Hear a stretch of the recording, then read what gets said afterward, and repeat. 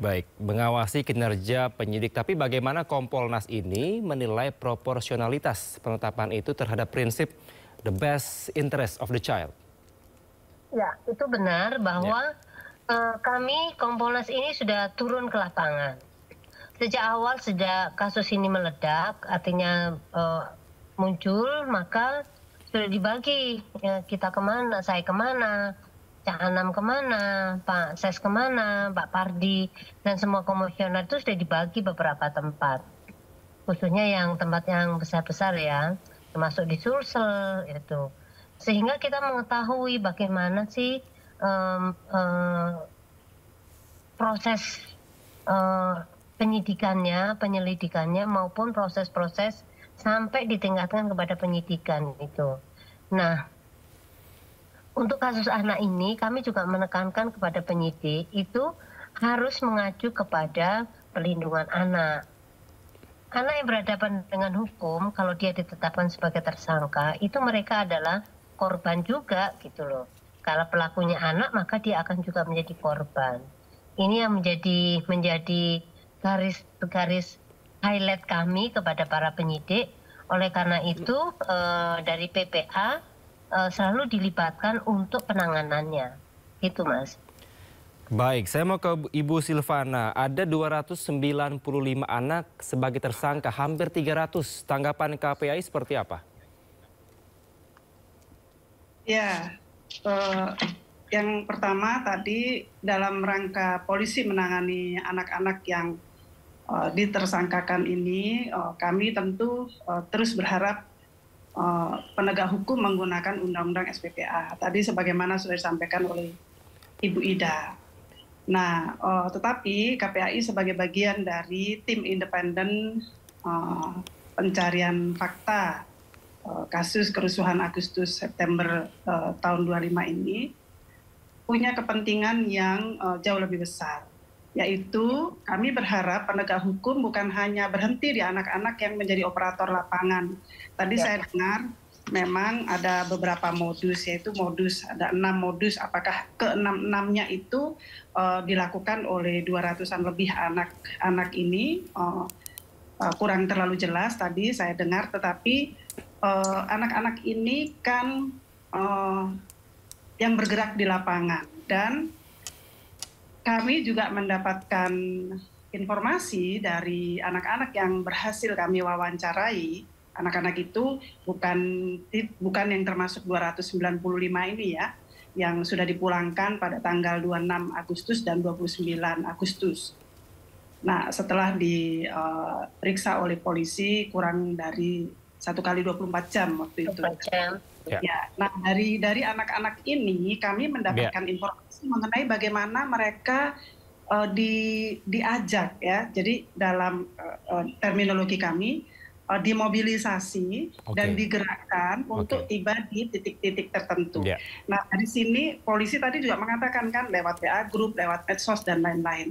Dari sini sebenarnya polisi sudah melihat selain modus kan melihat pola ya.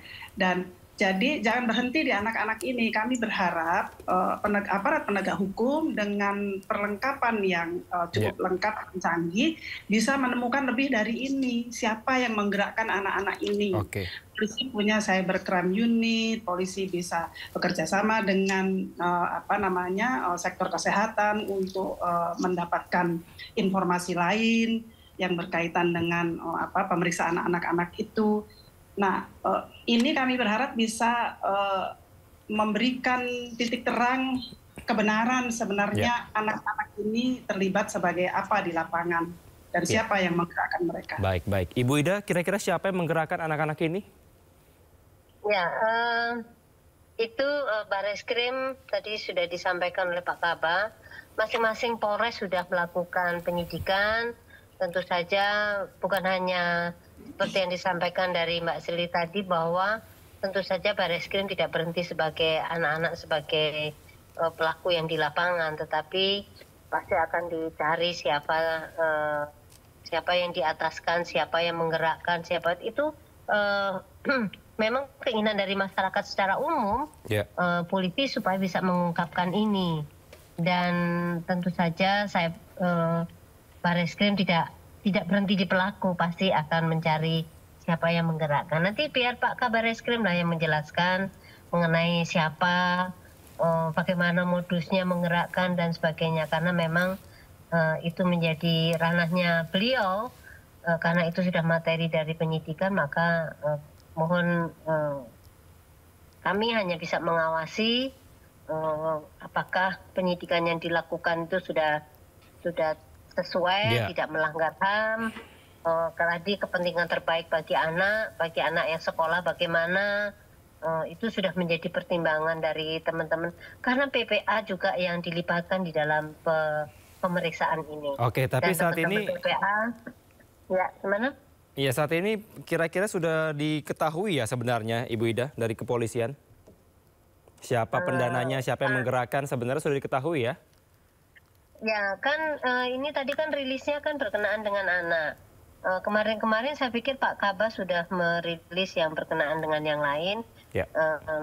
Silakanlah Mas Kevin komunikasi dengan Bareskrim ya. Baik.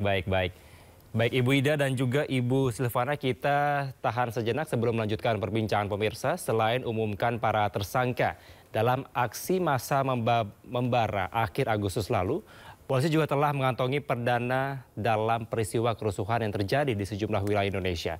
Sosok pendana tersebut masih didalami. Tim juga masih terus berjalan terkait temuan-temuan yang ada di wilayah yang tadi disampaikan. Apakah sudah didapatkan mastermind? Semua tim mohon izin kami laporkan masih proses berjalan. Ada beberapa daerah yang memang didapatkan adanya pendana ataupun aliran dana yang saat ini masih proses pembuktian. Artinya proses pembuktian bahwa memang didapatkan seseorang mengasih uang dan lain sebagainya, didapatkan dari mana, ini masih proses pembuktian, dan pembuktian ini adalah melalui proses yang secara saintifik. Mungkin nanti kami juga terus berkoordinasi dengan PPATK terkait aliran-aliran dana. Saat ini sedang berproses. Baik, Bareskrim Polri telah mengantongi kira-kira siapa pendananya, berarti sudah fix ada ya Ibu Ida? Ibu Ida, selamat sore, masih bersama saya? Baik, nampaknya kami mengalami kendala komunikasi pemirsa. Kita akan ke Bu Silvana. Bu Silvana, ini bagaimana pendampingan hukum yang dilakukan dari pihak KPAI bagi anak-anak yang sudah ditetapkan sebagai tersangka? Ada 295, seperti apa? Ya, KPAI ini juga lembaga pengawas ya. Kami tidak memberikan pendampingan hukum secara langsung. Tetapi sudah pasti sejak awal dan sampai saat ini tentu kami mau konsisten mendorong penegak hukum untuk menggunakan secara hati-hati dan konsisten prinsip-prinsip hak anak yang diatur dalam Undang-Undang SPPA. Ini ada 68 plus 165 dan 6 anak ya, katanya tadi 68 di versi 165 tahap 1 dan P21 6 anak.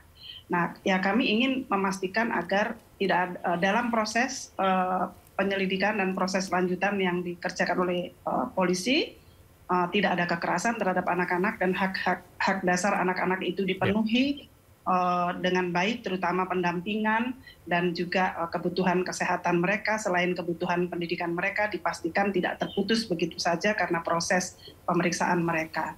Nah, itu prinsip yang sangat penting dalam proses yang akan berlanjut ini. Tetapi kami juga mendorong agar sekali lagi tidak berfokus pada anak-anak ini sebagai ABH atau sebagai pelaku. Karena kalau polisi sudah menemukan, apalagi polisi sudah sedemikian jauh tadi saya dengar sudah menemukan kira-kira rantai komando ya, rantai komando sudah sampai di mana, ya berarti kami berharap penyebab masalah itu, akar masalah itu yang didalami oleh polisi dalam rangka kepentingan tim independen pencari fakta adalah untuk membuktikan bahwa ini terjadi mobilisasi yang meluas dan pelanggaran hak anak yang meluas, dan ini yang harus bertanggung jawab bukan anak-anak eksekutor di lapangan tetapi mereka orang-orang yang menggerakkan mereka, kekuatan-kekuatan yang menggerakkan mereka, dan yang rantai komando tertinggi dari peristiwa ini, itu yang harus bertanggung jawab nomor satu.